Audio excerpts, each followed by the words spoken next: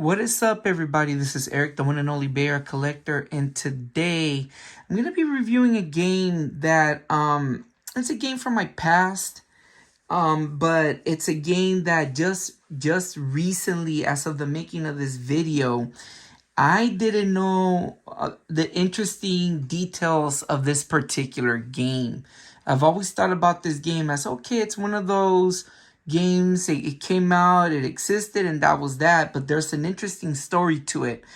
And I don't know if I should rate this one a game too expensive to own. Loose copies can go for cheap, but the majority of the copies can go for over 40 bucks. So I'm not going to rate it as a game too expensive to own as of the making of this video. However, it's one of those games that's probably gaining more popularity because prior to that, it was a very cheap game. And that game is Punky Skunk for the PlayStation. Now, this game came out back in 1998, I believe. Well, let me see the date, because I know either it was 1999 or 98. It was 1998, I believe. Anyways, it came out around that time. And it's a game that was developed by Ukiote, Visit, and distributed by Jellico for the PlayStation 1. I'll give you what this game is about. So basically, there is an evil wolf that is polluting a bunch of islands where Punky Skunk lives, and him and his friends are out to stop him. Him and his band of mice called the Chews or the Choo Chews, and they're out to stop this evil wolf from polluting the area. The game is a 2D side-scrolling platformer, very similar to, like in the style of Mario and whatnot, your typical 2D platformer. But each island has its own levels. Best way I can describe it would be kind of like a short version of Super Mario World, in a sense, where you have a map.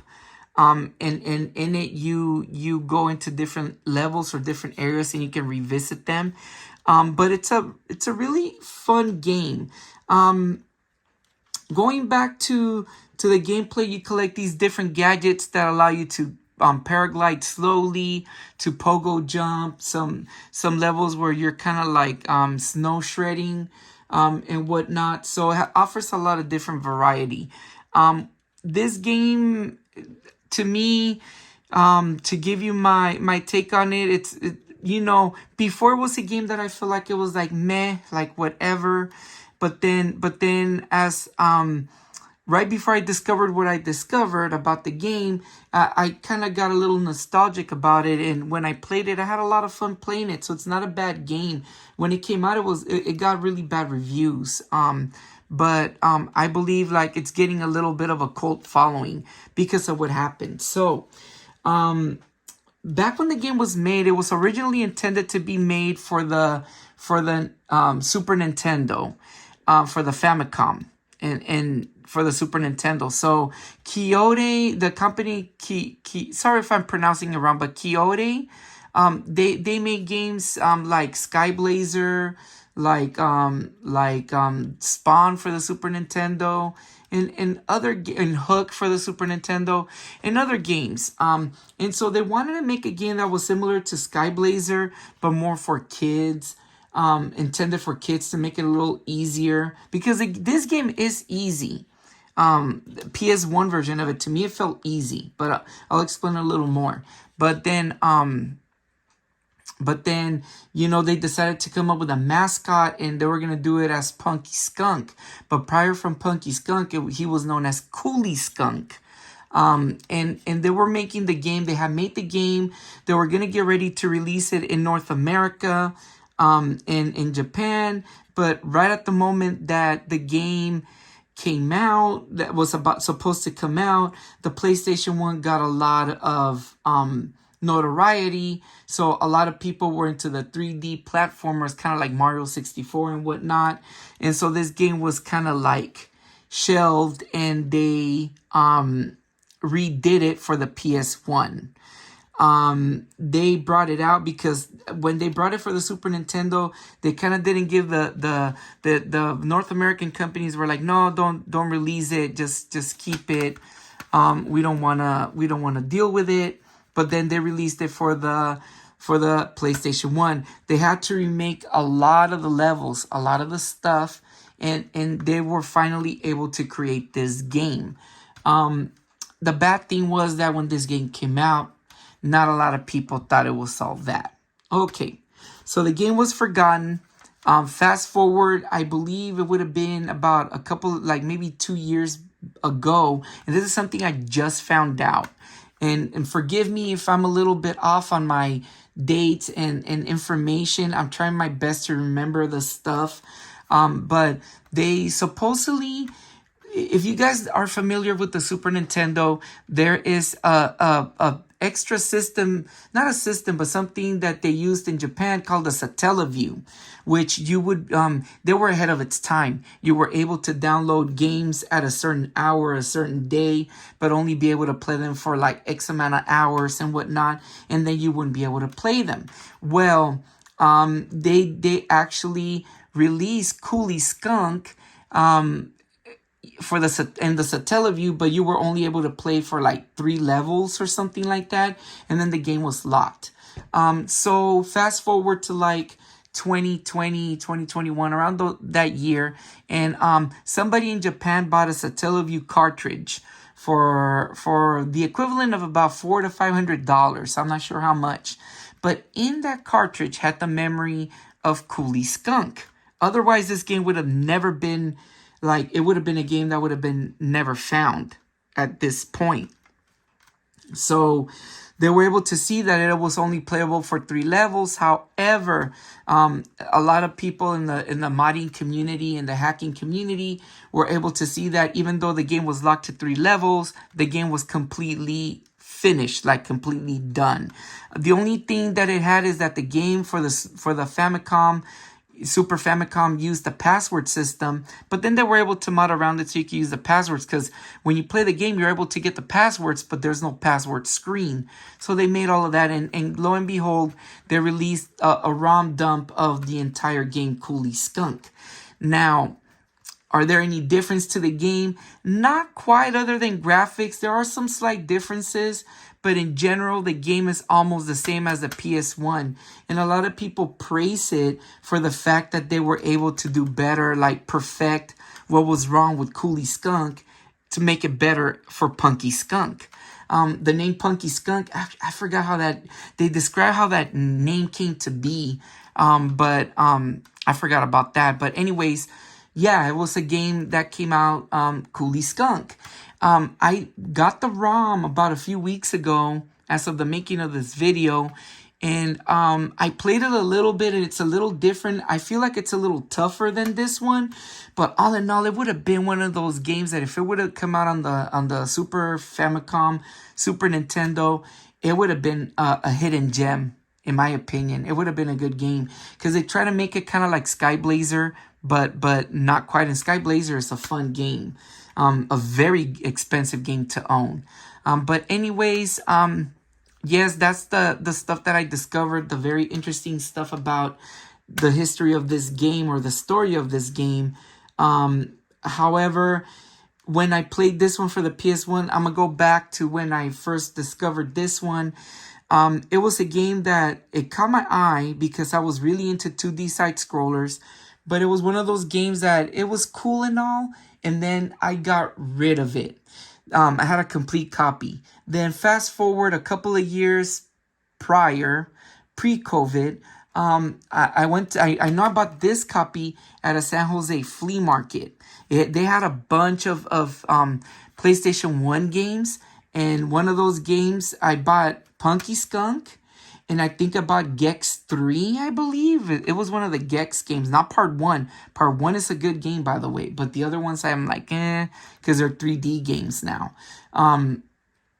But I bought a couple of games, and this one cost me less than $10. And I think it's in good shape. Let me see. Yeah, it's in good shape. you know, for a game that was there in a bin at the flea market. And that's how I got this copy back. And like I said, it was one of those coincidental things that I got nostalgic because I kept seeing this in my game collection. And you know, I'm looking for something different to review other than Nintendo games. Do something different. And this game, I wasn't expecting to discover what I discovered on the game, and I thought that it was very interesting. Maybe in the future I'll play Coolie Skunk a little bit more. I'm gonna try to beat that game and see the differences, and maybe I'll do a review of Coolie Skunk in the foreseeable future. But for now, I did a gameplay of the game. I beat the first island. Really fun game. Brought me back a lot of memories, and hope you guys enjoyed. This is a game that it's worth playing. I know the people back then gave it a bad review, but I think it's one of those little hidden gems for the console. Anyways, this has been Eric, the Bay Area Collector. Hope you guys enjoy the gameplay footage of the game. I'll see you guys on the next one. Peace out.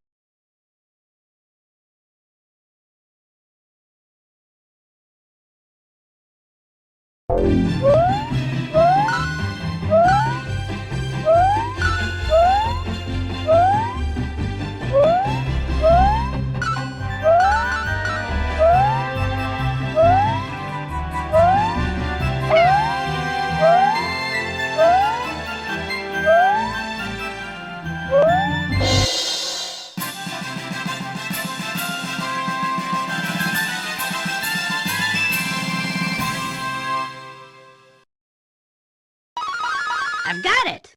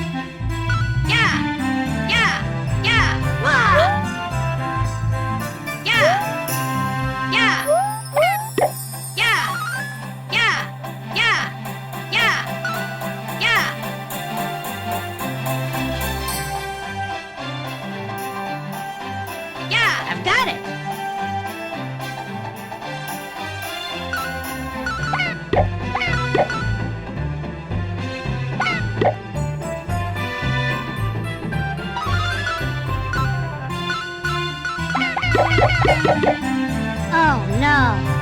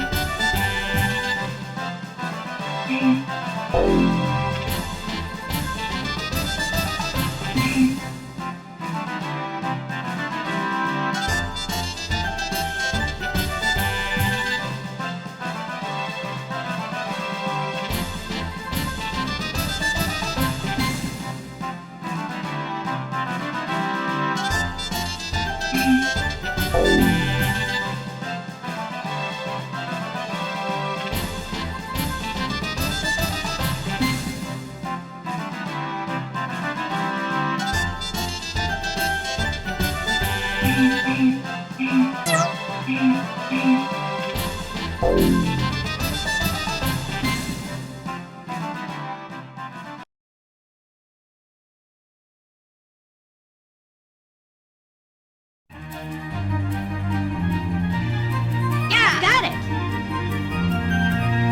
Oh no. Yeah, I've got it.